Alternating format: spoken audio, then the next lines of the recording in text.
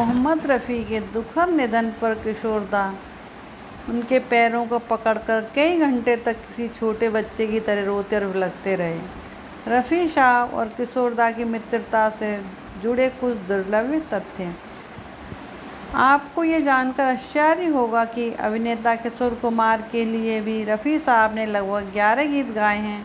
किशोरदा स्वयं एक बहुत अच्छे गायक थे, लेकिन अपने ऊपर फिल्माए जाने वाले गीतों के लिए उन्हें रफ़ी साहब की आवाज़ को चुना और रफ़ी साहब ने भी उसे खुशी के साथ गाया। ऐसा था दोनों का बड़प्पन। किशोरदा ने रफ़ी साहब से एक बार कहा कि मेरी हार्दिक इच्छा है कि आप मेरे संगीत निर्देशन में गाएं। फिल्म चलती का नाम ज़िंदगी के लिए एक गीत गाकर रफ़ी साहब ने किशोरदा की यह इच्छा पूरी कर दी, पर यह कहकर पैसे नहीं लिए कि मैं अपने छोटे भाई से पैसे नहीं लूँगा। रफ़ी साहब की जवानी सलामत रहे दोस्ताना, हमारा यही कहना था रफ़ी साहब का।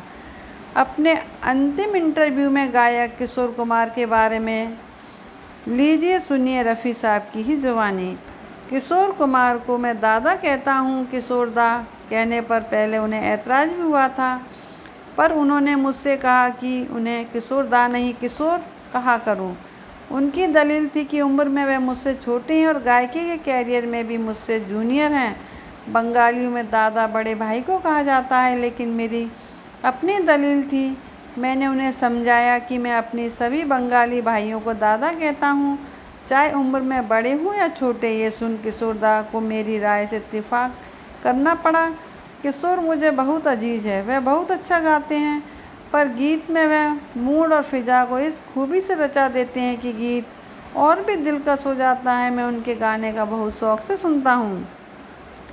किशोरदा और रफ़ी साहब दोनों ही एक दूसरे को बहुत ही सम्मान करते थे, यहाँ तक कि अपने इंटरव्यू में किशोरदा ने रफ़ी साहब को गायकी में अपना गुरु बताया।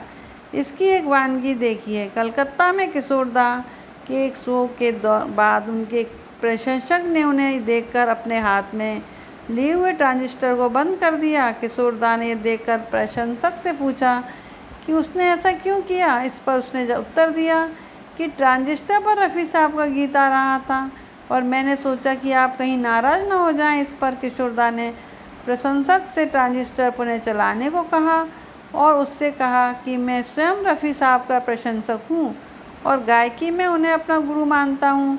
कई गीत जिन्हें मैंने गाने में काफ़ी कठिनाई महसूस हुई, उसे रफ़ी साहब ने बड़ी ही आसानी से रिकॉर्ड करवा दिया। मैं जिस गीत को केवल 2 या 3 तरह से गा पा सकता हूँ, उससे रफ़ी साहब 100 तरह से गा सकते हैं। रफ़ी साहब की बहुत इज्जत करते थे किशोरदा, वहीं रफ़ी साहब भी उनको अपना प्रिय दोस्त मानते थे।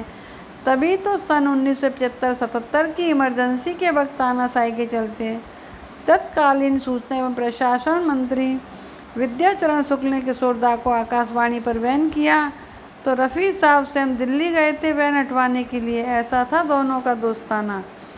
1975 में एक विवाद के चलते किशोरदा के गीत रेडियो और टीवी के प्रसारित होने बंद हो गए, लेकिन कुछ ही समय बाद फिर से प्रसारित होने लगे। किशोरदा अधिकारियों को धन्यवाद देने के लिए ऑल इंडिया रेडियो के नई दिल्ली स्थित कार्यालय गए, तो उन्हें बताया गया कि प्रधानमंत्री कार्यालय के आदेशानुसार ही उनके गीतों का पुनः प्रसारण संभव हुआ है। किशोरदा जब प्रधानमंत्री कार्यालय गए तो उन्हें पता चला कि रफ़ी साहब वहां आए थे और उन्होंने श्रीमती इंदिरा गांधी जी से अनुरोध किया था कि किशोर बहुत अच्छे कलाकार हैं और उनके गीतों का प्रसारण शुरू होना चाहिए। किशोरदा के लिए एक अविश्वसनीय था कि कोई भी व्यक्ति अपने प्रतिद्वंदी के हित में ऐसा करेगा।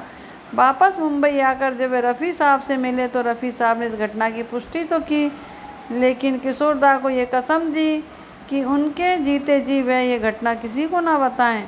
रफ़ी साहब के निधन पर किशोरदा ने रफ़ी साहब के पैरों को पकड़कर रोते हुए घटना बयान की कि आज उनकी कसम पूरी हो गई, इसलिए मैं ये बात बता रहा हूँ। उक्त घटनाओं के बाद से किशोरदा के हृदय में रफ़ी साहब की इज्जत और बढ़ गई और रफ़ी साहब अपने बड़े भाई से भी अधिक मान देने लगे। तो ऐसा था दोनों का याराना। धन्यवाद।